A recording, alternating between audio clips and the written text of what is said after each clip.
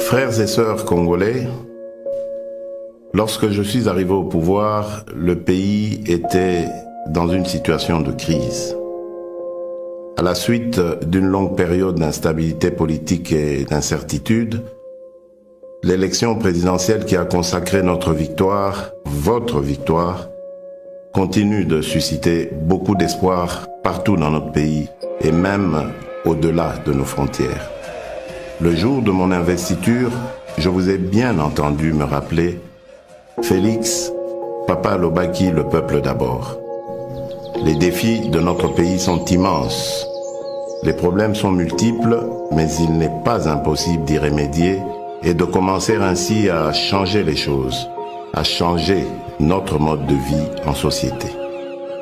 Pour engager le changement, dans le contexte politique particulier de la période après l'investiture, nous avons commencé à travailler avec les moyens à notre disposition. Pourquoi? Parce que face au désir ardent de changement immédiat qui traverse tout le pays, nous avions décidé de ne pas croiser les bras en spectateurs passifs. Pourquoi? Parce que quand on veut changer les choses, on n'attend pas de réunir toutes les meilleures conditions. Nous avons lancé le programme des 100 jours. Ce programme ne va sûrement pas résoudre tous nos problèmes en quelques mois, mais il est un début de solution. Nous avons commencé à doter nos villes de certaines infrastructures routières et d'apporter les réponses dans la production agro-industrielle ainsi que dans le domaine de la santé et dans bien d'autres. Nous avons ouvert plusieurs chantiers un peu partout.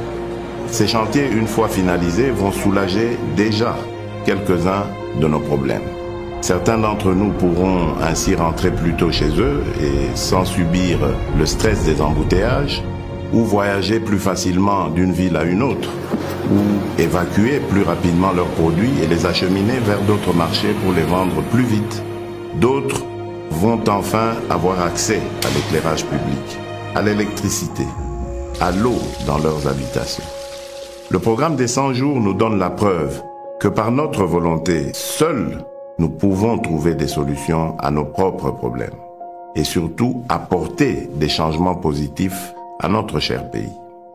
Le grand changement que nous attendons, le changement que vous souhaitez, ne sera possible que si chacun de nous tous, Congolaises et Congolais, adopte la même attitude responsable face aux problèmes et défis qui sont les siens, qui sont les nôtres.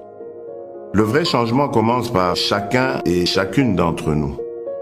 Nous devons changer et incarner le changement partout où nous sommes pour que le pays évolue.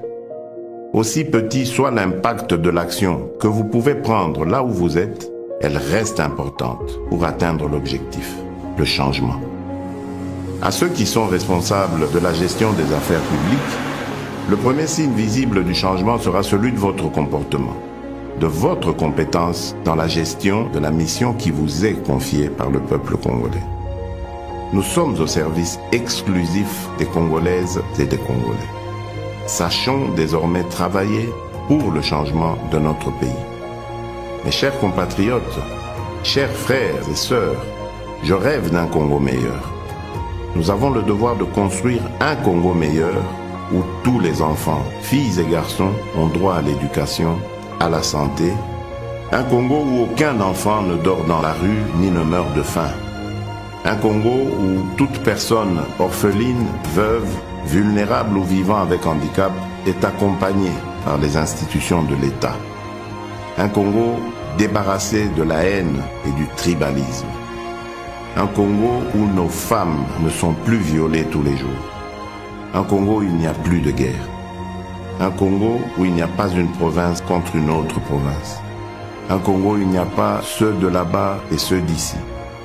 Un Congo où il n'y a pas ceux d'une église contre ceux d'une autre église. Un Congo où il n'y a pas un camp politique contre un autre camp politique. Je veux un Congo où il n'y a qu'un seul camp, le camp des Congolais unis et fiers de notre riche diversité. Un Congo de changement des mentalités.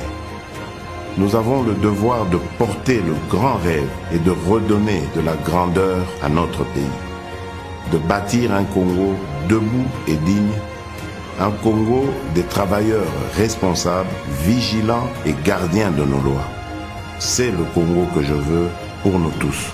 C'est ce Congo-là, notre Congo, pour lequel vous m'avez donné le mandat. Ce Congo est possible si nous acceptons de changer dès à présent.